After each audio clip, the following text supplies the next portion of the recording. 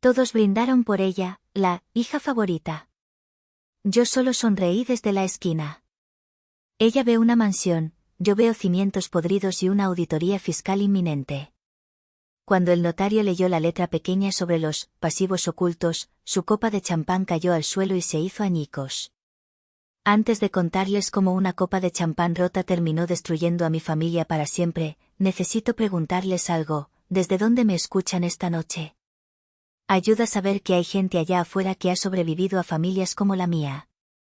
Familias que no se rompen con gritos, sino con silencios, con firmas en papeles notariales y con sonrisas falsas en fiestas de jardín. Familias donde el amor es una moneda de cambio y la lealtad es un contrato suicida. Mi nombre es Mireia.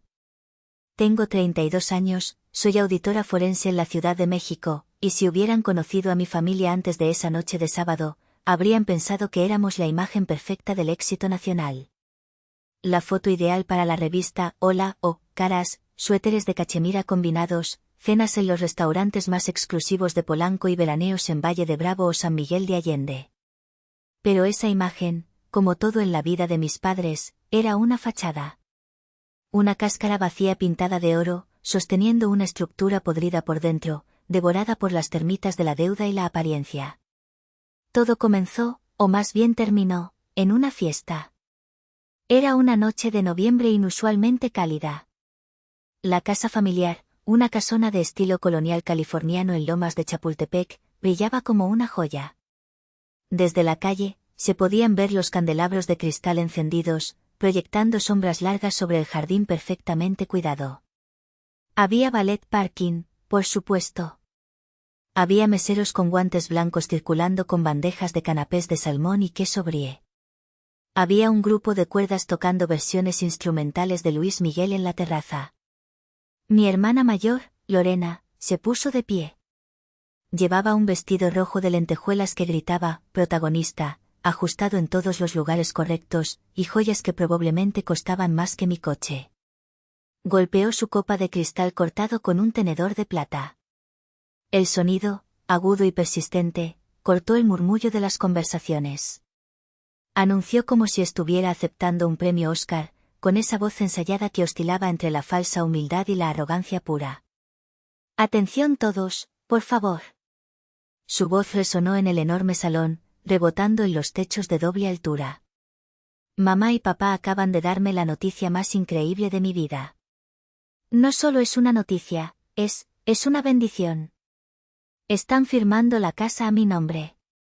Esta casa, nuestro legado, donde crecimos, donde vivimos tantos momentos mágicos, ahora es oficialmente mía. Hizo una pausa dramática, buscando el efecto. Sus ojos barrieron la sala y se detuvieron en mí por una fracción de segundo, con una chispa de malicia. Mireia no recibe nada de la propiedad, claro, añadió con una risita ligera, como si fuera una broma interna, pero no se preocupen por ella. Ella ya tiene su pequeño departamento rentado en la Narvarte. Dicen que es muy acogedor. La habitación estalló. Aplausos, silbidos, vítores. Mis tíos, mis primos, los socios de negocios de papá, los pocos que quedaban, todos levantaron sus copas. Alguien, creo que fue mi tía Lucha, la hermana mayor de mi papá y la principal porrista de Lorena, gritó: «Ya era hora, te lo mereces, mi reina. Tú eres la que mantendrá el apellido en alto». Yo no aplaudí. No parpadeé. Solo sonreí. No era una sonrisa cálida. Era esa clase de sonrisa que pones cuando ves a alguien caminando con orgullo, con la barbilla en alto, directamente hacia un precipicio, y sabes que ya es demasiado tarde para gritar. Porque yo sabía algo que ellos no. Yo sabía que el techo sobre sus cabezas, ese techo abovedado con vigas de madera fina, ya no era suyo. Sabía que los cimientos estaban carcomidos por una deuda que ni en 3 vidas podrían pagar. Sabía que la bendición era en realidad una maldición envuelta en papel de regalo. Bajé mi tenedor lentamente sobre la porcelana de mi plato. El ruido metálico fue mínimo, casi imperceptible entre los aplausos, pero para mí sonó como el percutor de un arma siendo amartillada. «Papá», dije suavemente. Mi voz no fue fuerte, pero tenía un filo que cortó el aire viciado del comedor como un cuchillo caliente en mantequilla. ¿Se lo digo yo, o se lo dices tú? El color desapareció del rostro de mi padre, Rogelio. Fue instantáneo. Pasó de un rubor alcohólico y festivo a un gris ceniza, el color de un hombre que ve a la muerte a los ojos. Mi hermana se congeló con la copa a medio camino de sus labios, su sonrisa perfecta temblando en las esquinas. Y en ese momento, todos supieron que algo venía. El silencio que siguió fue tan pesado, tan absoluto, que podía escucharse el zumbido eléctrico del refrigerador industrial en la cocina y el hielo derritiéndose en las cubetas de plata. Pero antes de llevarlos a ese silencio, antes de que el cristal se rompiera y los gritos comenzaran, tengo que explicarles por qué estaba yo allí. ¿Por qué acepté ir a la coronación de mi hermana? ¿Y por qué esa escena fue el acto final de una tragedia griega que llevaba décadas escribiéndose en los libros de contabilidad ocultos de mi padre? Como dije, soy Mireia. Y en mi familia, siempre fui la otra. La invisible. La sombra. Lorena, mi hermana 4 años mayor, era la luz. Desde que tengo uso de razón, la dinámica estaba establecida. Lorena nació con el cordón umbilical enrollado al cuello, un milagro que sobrevivió, según mi madre. Yo nací un martes cualquiera, parto natural, rápido y sin complicaciones. Tal vez por eso mi madre, Beatriz, siempre miró a Lorena con una mezcla de adoración y miedo a perderla, mientras que a mí me miraba con practicidad. Yo era la resistente. La que no necesitaba cuidados. Lorena era la niña de oro. Brillante, ruidosa, llena de un encanto superficial que funcionaba de maravilla con los extraños. Era el tipo de niña que los parientes adulan en las reuniones, pellizcándole las mejillas y llamándola una chispa natural. Mis padres vertían atención y dinero en ella como si fuera una planta exótica que necesitaba riego constante. Clases de ballet clásico, que dejó a los 3 meses, equitación, que dejó porque se ensuciaba las botas, clases de piano, campamentos de verano en Canadá para aprender francés. Yo, en cambio, crecí en el espacio silencioso. El espacio donde aprendes a no pedir nada porque sabes que la respuesta será, ahora no, estamos gastados con tu hermana. Déjenme llevarlos a un recuerdo específico. El artefacto número 1, en mi Museo del Dolor Personal. Tenía 15 años. En México, los 15 años son sagrados. Es el rito de paso, la presentación ante la sociedad.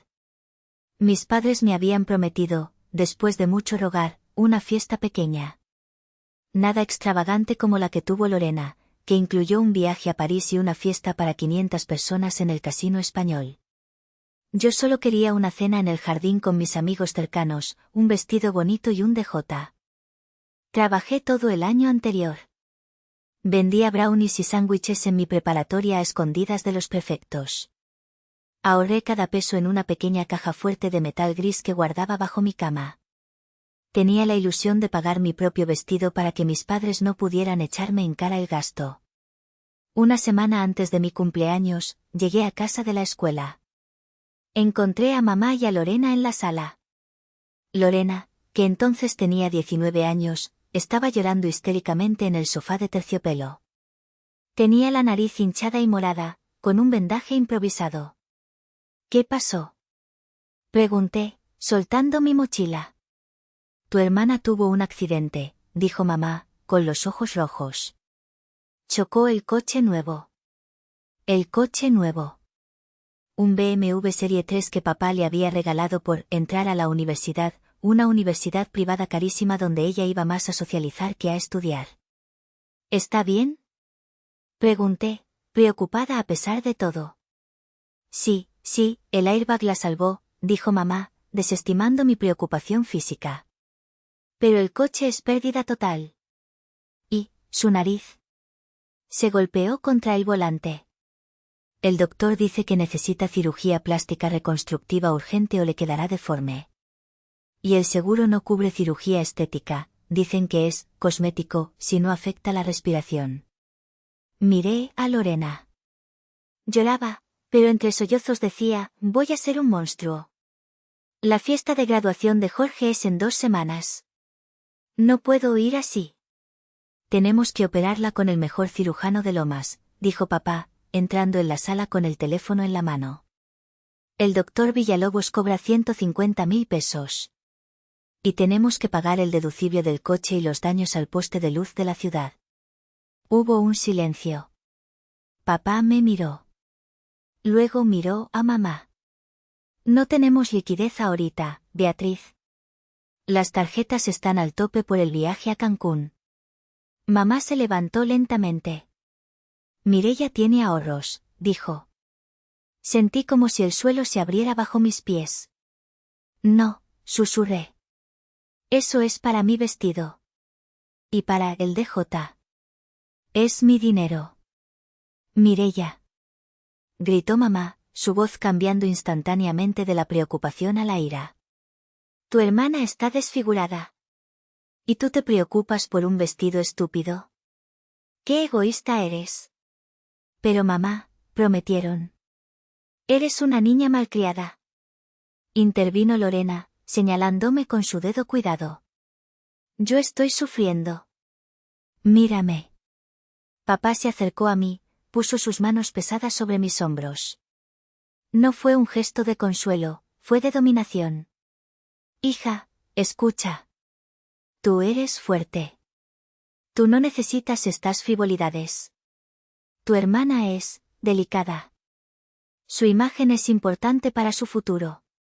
Tú eres inteligente, tú saldrás adelante sin importar cómo te veas o si tienes fiesta. Danos la combinación de tu caja. No, dije, temblando. Papá no me golpeó. No hizo falta. Samplemente fue a mi cuarto, sacó la caja de debajo de la cama, trajo un martillo del garaje y la reventó frente a mí. Vi cómo sacaban mis billetes de 500 y 200 pesos, arrugados y con olor a esfuerzo. Contaron el dinero. Había casi 20.000 pesos. Esto servirá para el anticipo del cirujano, dijo papá, metiéndose mi dinero en el bolsillo sin siquiera mirarme a los ojos. Gracias por cooperar, Mireia.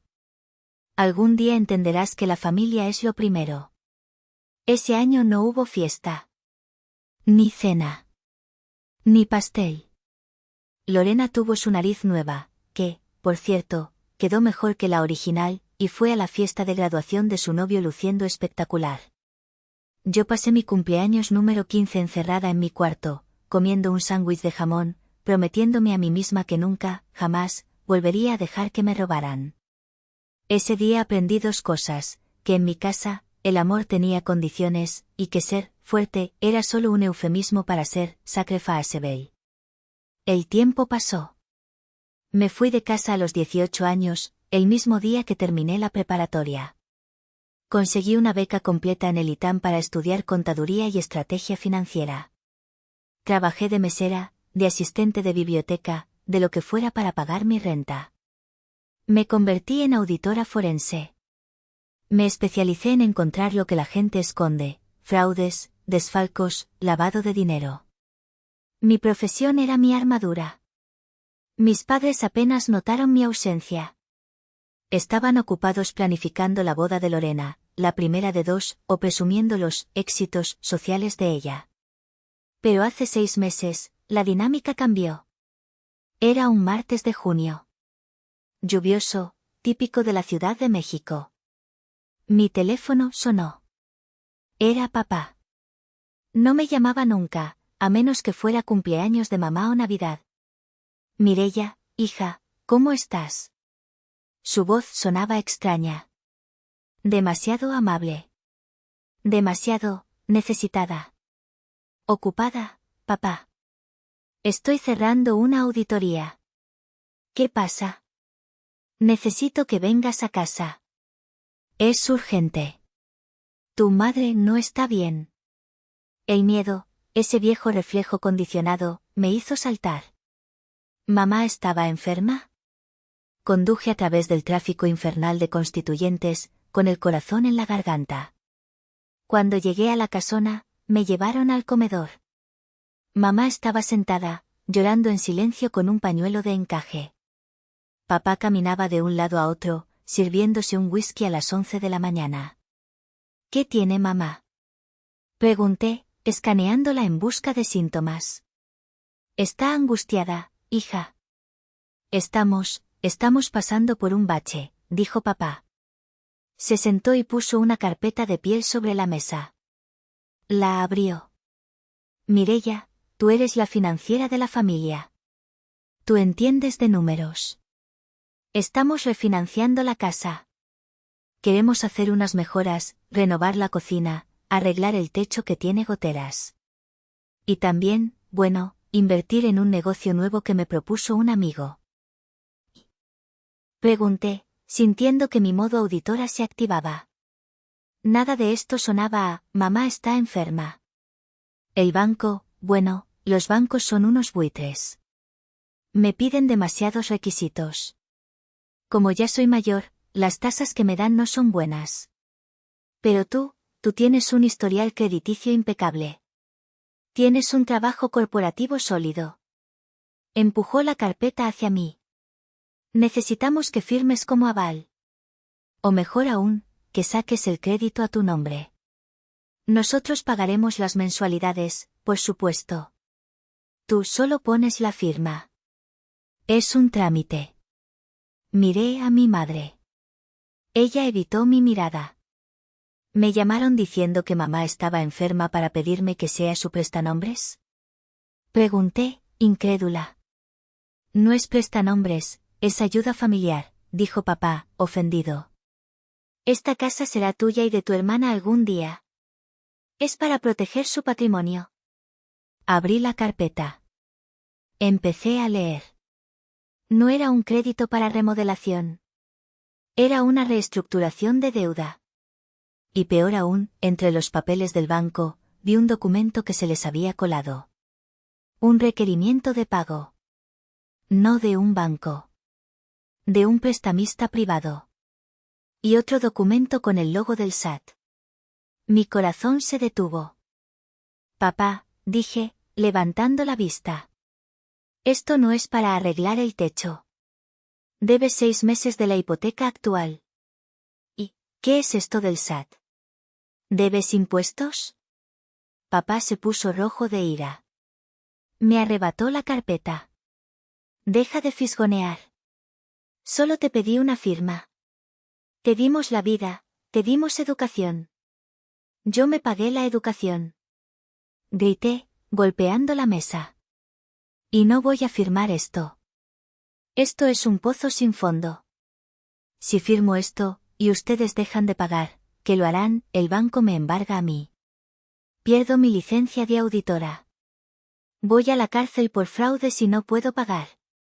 Mamá levantó la cara, las lágrimas secándose instantáneamente, reemplazadas por esa frialdad que reservaba solo para mí. Eres una egoísta, Mireia. Siempre lo has sido. Tu hermana firmaría sin dudarlo si tuviera tu crédito. Pero ella es buena, ella confía en nosotros. Tú eres una calculadora fría. Pues pídanle a la buena de Lorena que les preste dinero de su marido, dije, levantándome. El marido de Lorena está invirtiendo todo su capital. Excusó papá. No podemos molestarlos. Ah, claro. A ellos no se les molesta. A mí se me explota. Caminé hacia la salida. Papá me siguió, gritando a mis espaldas. Si cruzas esa puerta, olvídate de nosotros. Eres una malagradecida. Te desheredo. No vas a ver un centavo de esta casa. Me giré en el umbral de la puerta principal. Papá, por lo que veo en esos papeles, no hay nada que heredar más que deudas. Quédate con tu casa. Salí temblando. Me subí a mi coche y lloré durante 10 minutos antes de poder arrancar.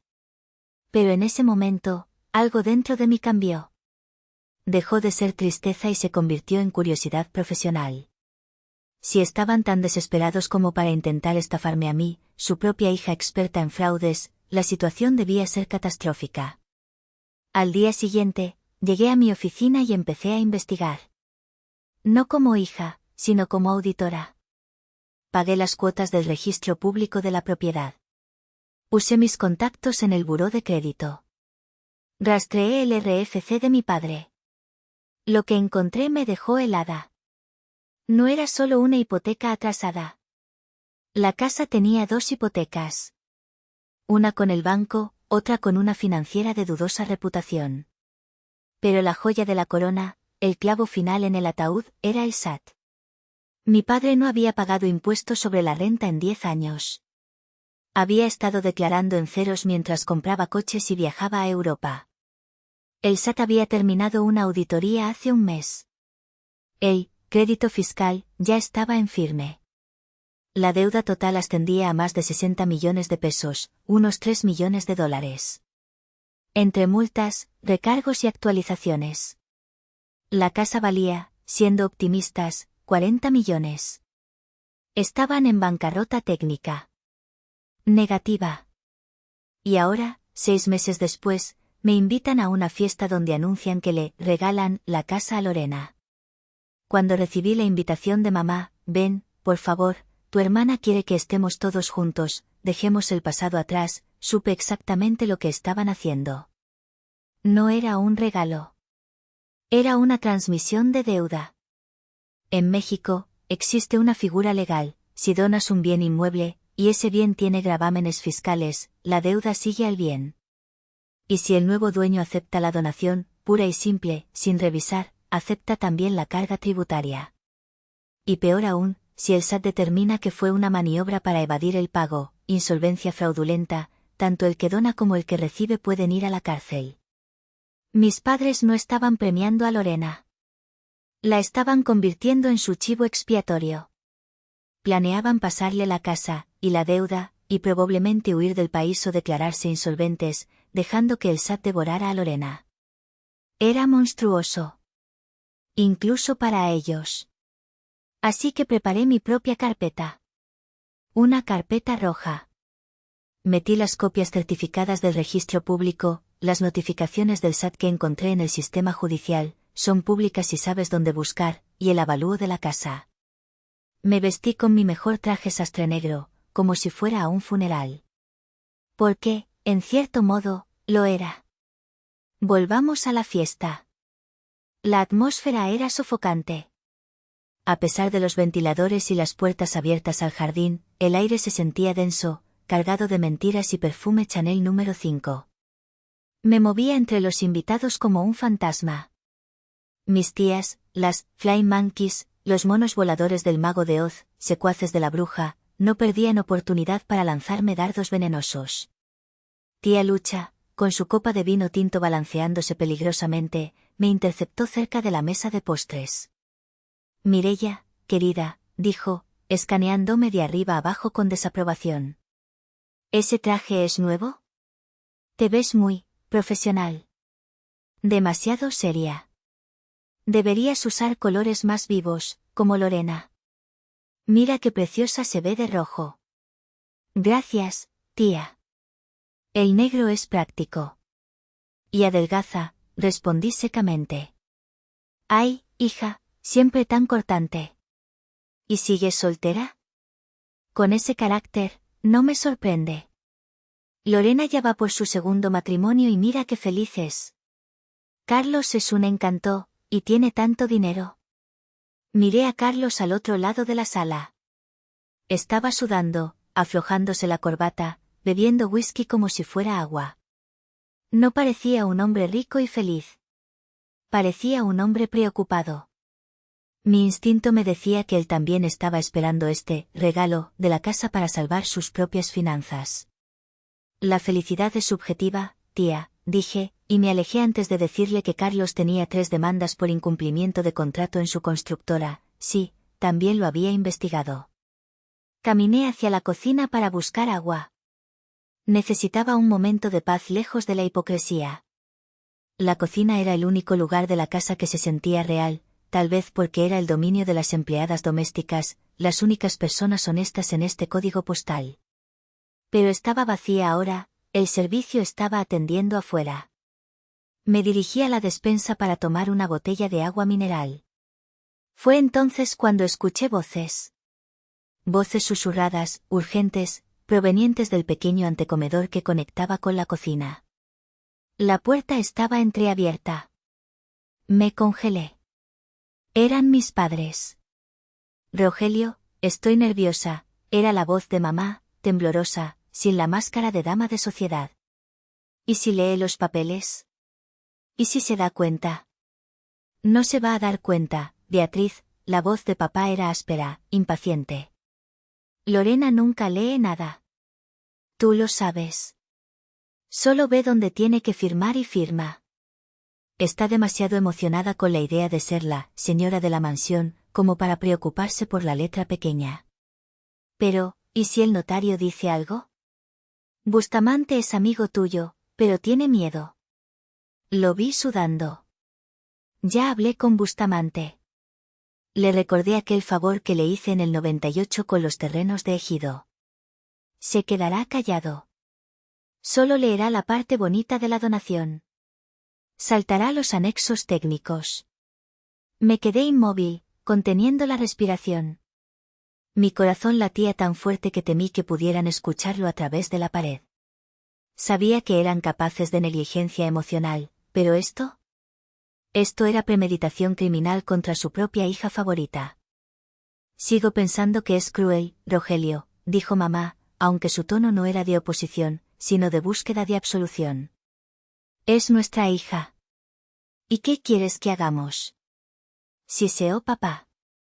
¿Que perdamos todo nosotros? ¿Que vayamos a la cárcel? El SAT me tiene respirando en la nuca, mujer.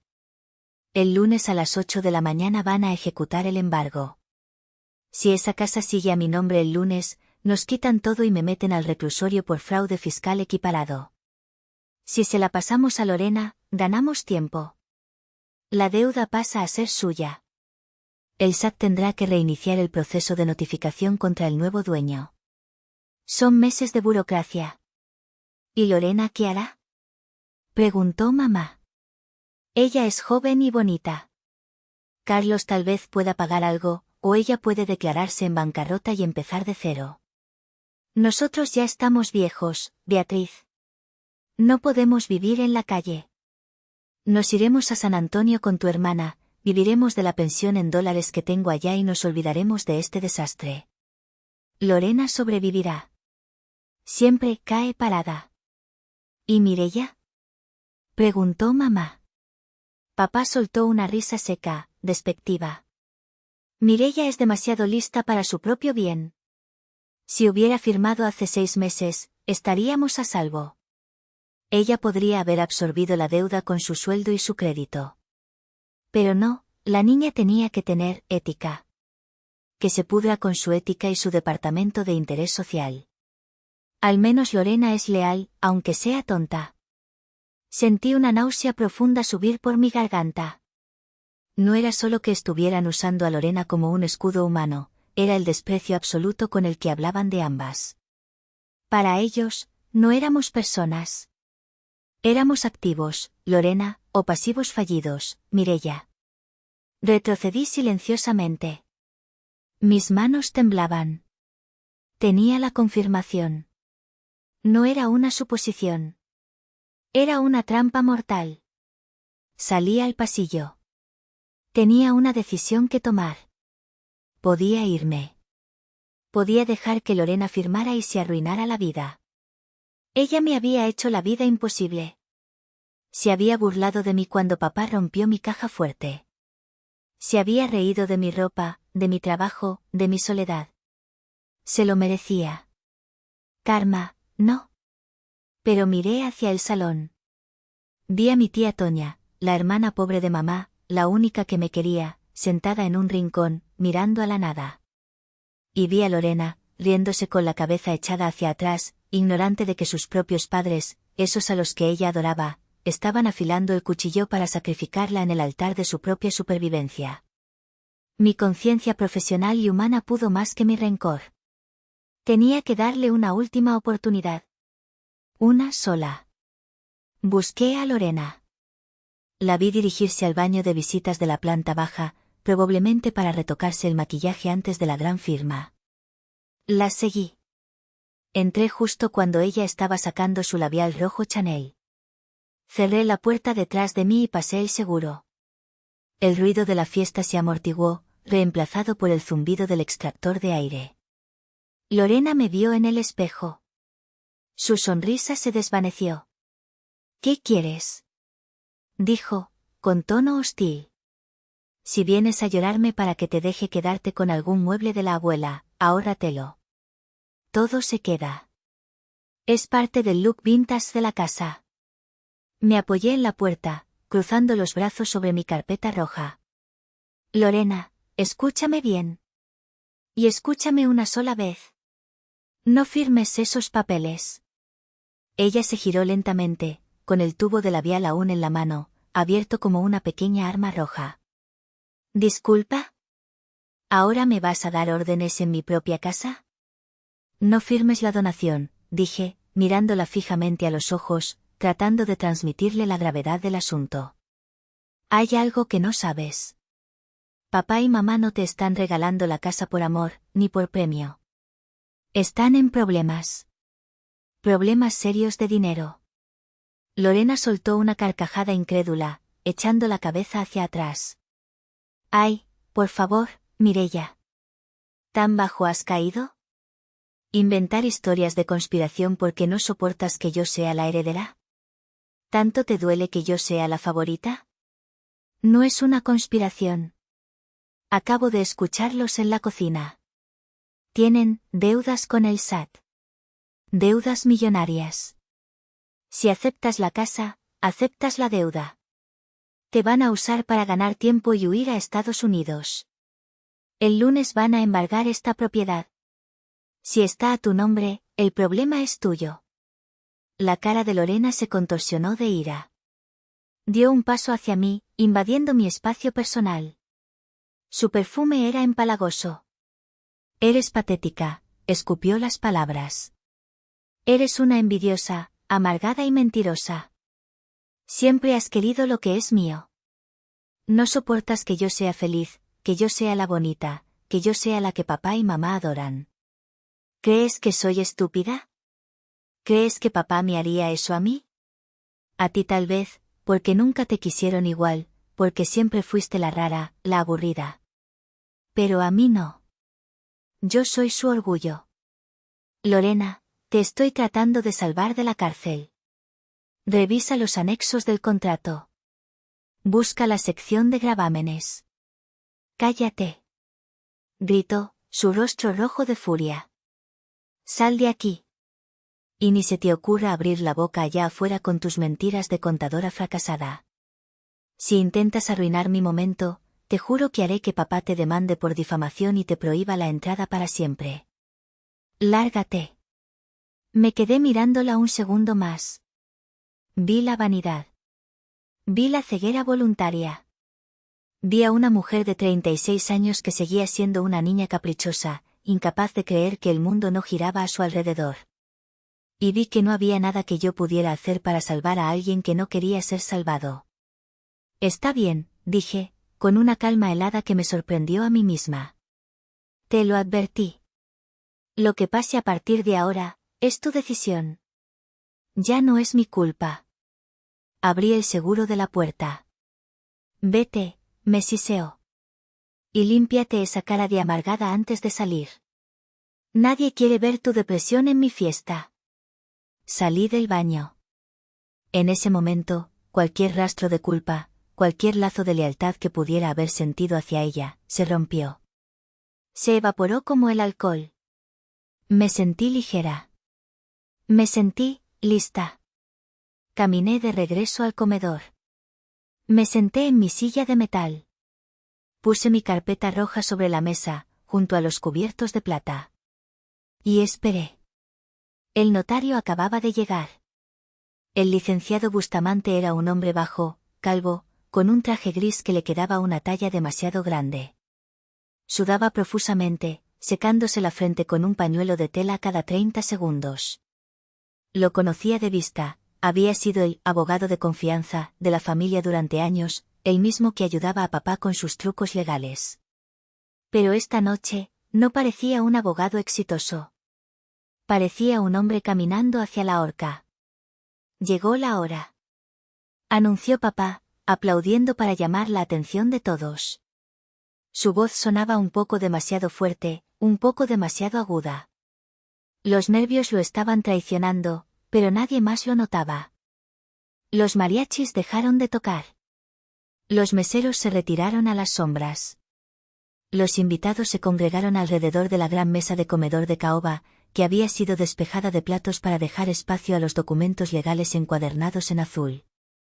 Mamá estaba al lado de papá, agarrando su brazo con tanta fuerza que sus nudillos estaban blancos. Lorena se sentó en la cabecera, radiante, recuperada de nuestra discusión en el baño. Sacó una pluma Montblanc dorada de su bolso, la destapó con un gesto teatral y miró a la audiencia como una reina a punto de firmar un tratado de paz.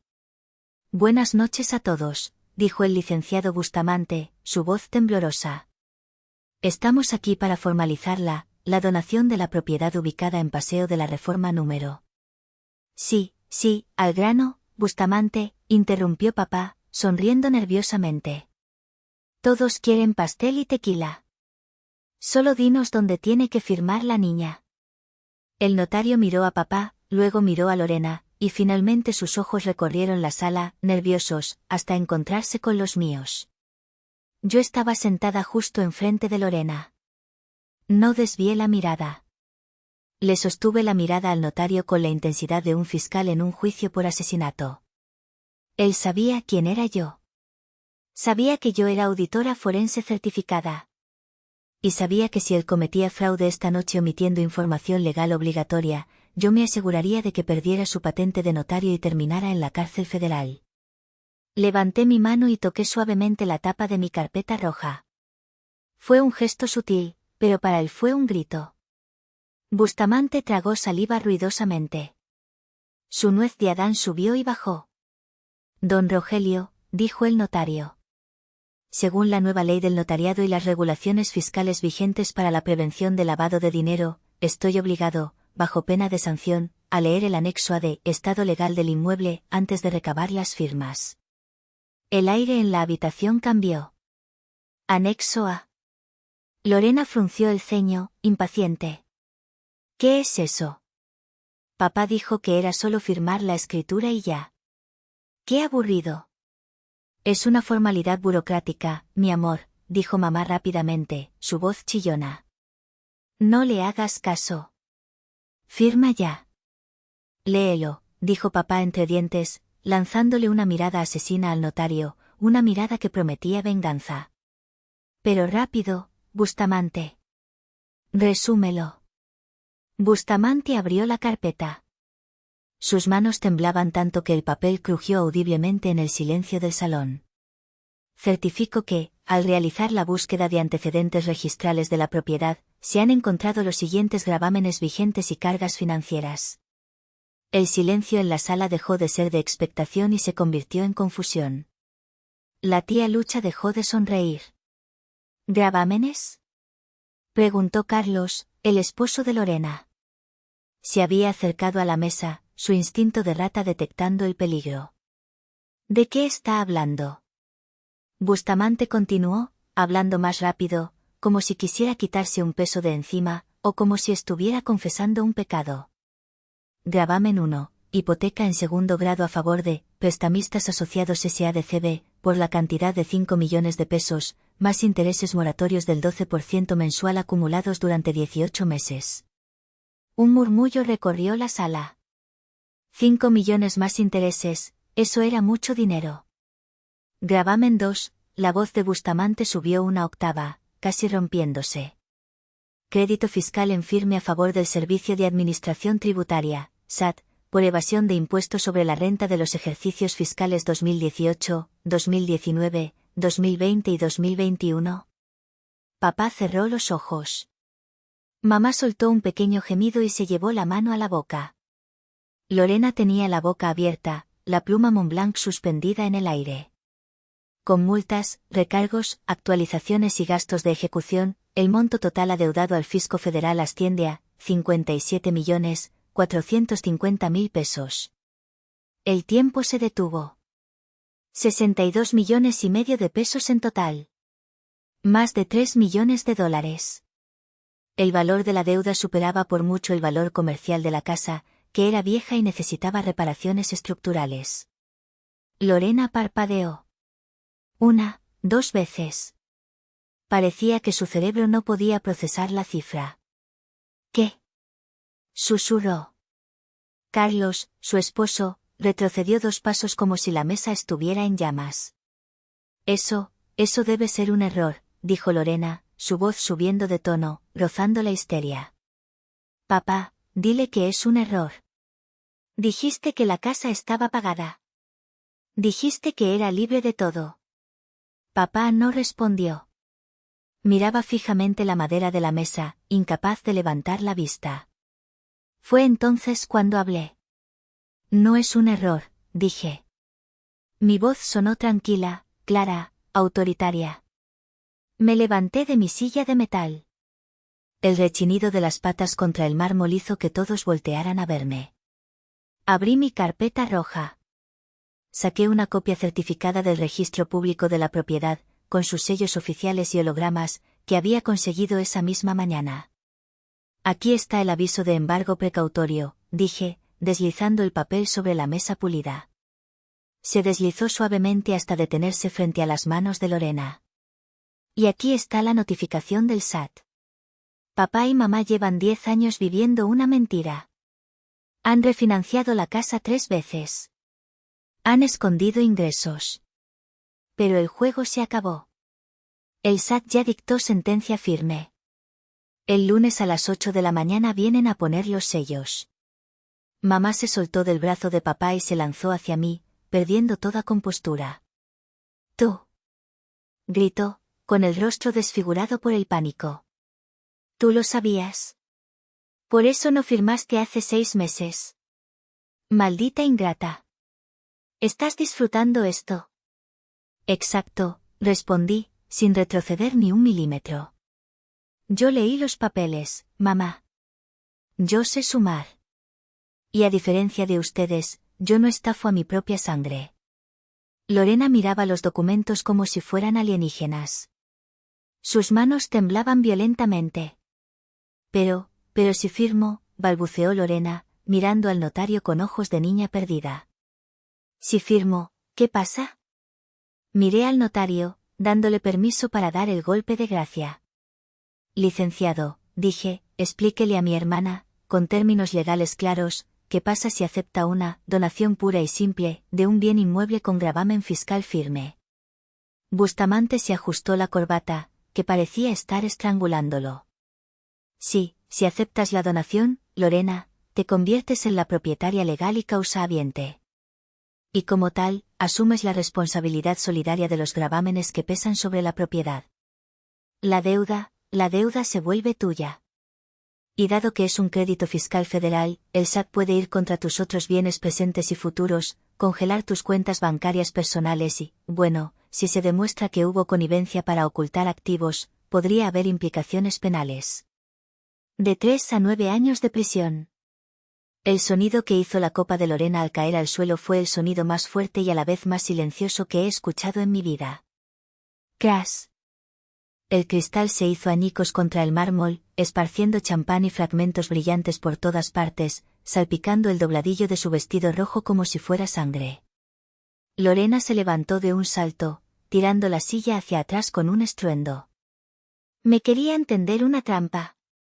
Gritó, su voz desgarrándose. Miró a nuestros padres con horror puro, como si estuviera viendo monstruos. Sus propios padres. Me querían mandar a la cárcel para salvarse ustedes. Me dijeron que era su princesa. No es así, mi vida. Lloró mamá, intentando agarrar la mano de Lorena, pero Lorena la apartó con asco. Pensamos que tú y Carlos podrían arreglarlo.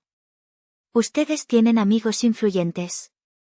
Nosotros ya estamos viejos, no aguantaríamos la cárcel. Era un sacrificio necesario. Esa frase. Sacrificio necesario. Eso fue lo que rompió todo. Carlos, el marido de Lorena, soltó una risa nerviosa y cruel. ¿Nosotros? Dijo Carlos, retrocediendo hacia la puerta. Yo no tengo nada que ver con esto. Lorena, te dije que tu familia estaba podrida. 60 millones. Están locos. Ni vendiendo mis riñones. Me largo. Y Lorena, no me busques. Voy a llamar a mi abogado mañana mismo para proteger mis activos. Esto es causal de divorcio.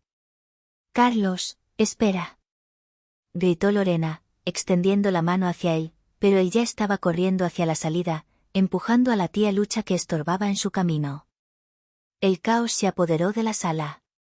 Los tíos y primos comenzaron a murmurar, algunos sacaban sus teléfonos para grabar el escándalo, otros agarraban sus bolsos de marca para huir antes de que la policía llegara, aunque la policía no vendría hasta el lunes. La sociedad huía de la peste del fracaso financiero. Papá finalmente levantó la cabeza. Sus ojos estaban inyectados en sangre. Parecía haber envejecido 10 años en 10 minutos. Me miró con un odio visceral. «Estás feliz, ¿verdad?», gruñó, escupiendo saliva. «Arruinaste a tu familia. Eres una víbora. Debimos haberte abortado». Un jadeo colectivo recorrió a los pocos que quedaban. Me acerqué a él, despacio, hasta quedar cara a cara. No sentí dolor. Sentí pena. «Yo no arruiné nada, papá», le dije con voz firme. «Tú arruinaste esta familia hace años, cuando decidiste que el dinero y la apariencia eran más importantes que tus hijas. Yo solo encendí la luz para que todos pudieran ver las cucarachas que has estado criando en la oscuridad». «Te desheredo», gritó, golpeando la mesa. «No eres mi hija. Lárgate de mi casa». «Papá», sonreí, y esta vez mi sonrisa llegó a mis ojos, triste pero liberada. ¿Desheredarme de qué? ¿De tus deudas? ¿De tu vergüenza? ¿De tu cárcel? Gracias. Es el mejor regalo que me has dado en 32 años. Me giré hacia Lorena, que estaba sollozando en el suelo, manchada de champán, sola, abandonada por su marido y traicionada por sus padres. Te lo advertí en el baño, Lorena. Te dije que leyeras. Te dije que no firmaras.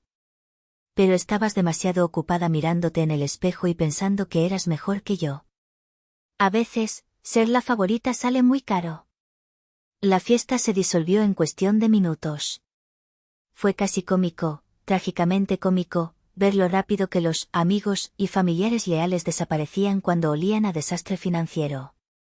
Nadie se despidió de mis padres. Nadie consoló a Lorena. Ampliamente huyeron como ratas abandonando un barco que se hunde, preocupados de que el SAT pudiera contagiarlos por asociación. Fui hacia el rincón donde mi tía Toña seguía sentada. Ella no se había movido. Tenía lágrimas en los ojos, pero me miraba con orgullo. ¿Lista para irnos, tía?, le pregunté, ofreciéndole mi brazo. Ella asintió lentamente, se levantó con dificultad apoyándose en su bastón y tomó mi brazo. «Vámonos, mija», dijo. «Aquí ya no queda nada más que fantasmas». Mientras cruzábamos el salón hacia la puerta principal, pisando los cristales rotos de la copa de Lorena, mamá intentó un último ataque desesperado. Corrió hacia mí, agarrándome del brazo con sus uñas largas, dejándome marcas. Su maquillaje estaba corrido, haciéndola parecer una máscara de teatro derretida. «No puedes irte», chilló, histérica. «Tienes que ayudarnos. Eres auditora. Debes conocer a alguien en el SAT. Arréglalo. Haz un plan de pagos. Vende tu departamento y danos el dinero». Me detuve. Sentí la mano de mi tía apretar mi otro brazo, dándome fuerza. Miré a mi madre. Realmente la miré. Ya no vi a la mujer imponente que me había dominado toda la vida.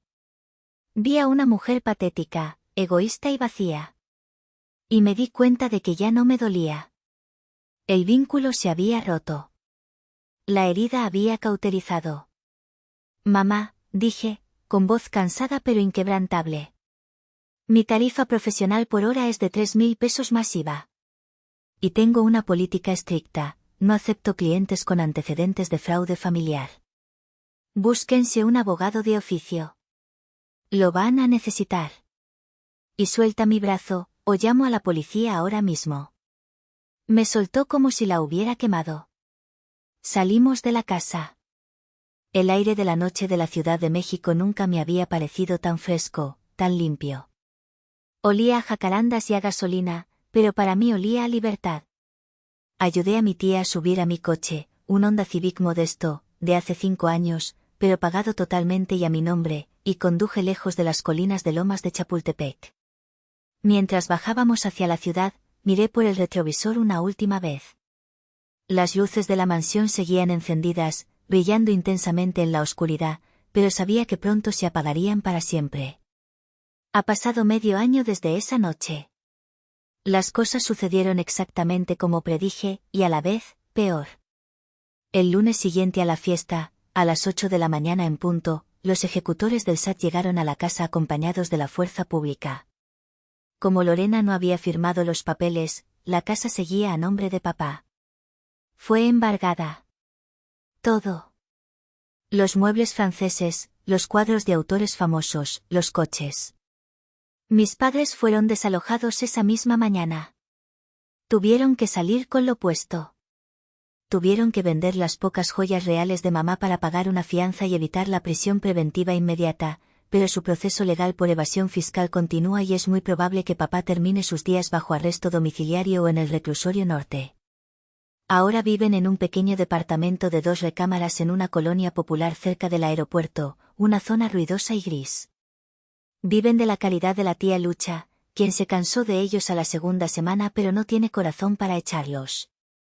Nadie de sus amigos ricos los visita. Lorena tuvo su propia caída, dura y sin amortiguador. Su marido, Carlos, le pidió el divorcio 3 días después del escándalo. Resulta que él también estaba buscando el dinero de mis padres para cubrir sus propias deudas de juego. Sin la casa y sin la herencia, Lorena no le servía de nada. Ahora Lorena vive con mis padres en ese departamento pequeño. Ha tenido que conseguir un trabajo por primera vez en sus 36 años. Trabaja como recepcionista en una clínica dental en el centro. Me han dicho que odia cada minuto, que se queja de que se le rompen las uñas tecleando, que el uniforme es poliéster barato y que el doctor le grita. Pero trabaja. Por primera vez en su vida, se gana el pan que come. ¿Y yo? Yo estoy bien. Sigo viviendo en mi departamento en la Narvarte. No es una mansión. No tiene candelabros de cristal ni alberca. A veces se escucha al vecino de arriba caminar. Pero es mío. Mis paredes no esconden secretos. Mi buzón no recibe notificaciones de embargo. Duermo tranquila todas las noches. Hace poco, mi tía Toña me contó que mamá pregunta por mí a veces. Que llora y dice que extraña a su hija, que se arrepiente. Pero yo sé la verdad. No me extraña a mí. Extraña a la hija que resolvía problemas, a la hija a la que podía culpar de sus desgracias, a la hija que servía de saco de boxeo emocional. Extraña su vida anterior. No he vuelto a hablar con ellos. Tengo sus números bloqueados. No por rencor, sino por salud mental. El otro día, tuve que ir a Lomas de Chapultepec por trabajo. Pasé por la vieja casa. Ahora tiene sellos enormes de papel que dicen, propiedad asegurada por el SAT, y un letrero de remate bancario. El jardín está seco, la hierba ha crecido, las ventanas están sucias. Se ve triste, como un gigante caído. Pero cuando la miré, no sentí nostalgia. No sentí dolor. Sentí alivio. Aprendí que la familia no es la sangre. La sangre es solo un accidente biológico. La familia es lealtad, es respeto, es amor desinteresado. Y si tú, familia, te trata como un plan de respaldo financiero, como un objeto o como un chivo expiatorio, entonces no son familia. Son parásitos. Y cortar a los parásitos no es crueldad. Es supervivencia. Así que, a todos los que me escuchan esta noche, si tienen una silla vacía en la mesa, o si se sienten invisibles en sus propias casas, recuerden esto: a veces, el mejor regalo que pueden recibir es que no les den nada. Porque a veces, la herencia es una trampa. Y la libertad, esa sí que no tiene precio. Gracias por escuchar mi historia. Y díganme, ¿hice lo correcto al dejar que la verdad saliera a la luz de esa manera tan brutal? ¿O debí haber dejado que mi hermana firmara y aprendiera su lección de la peor forma posible? Los leo en los comentarios.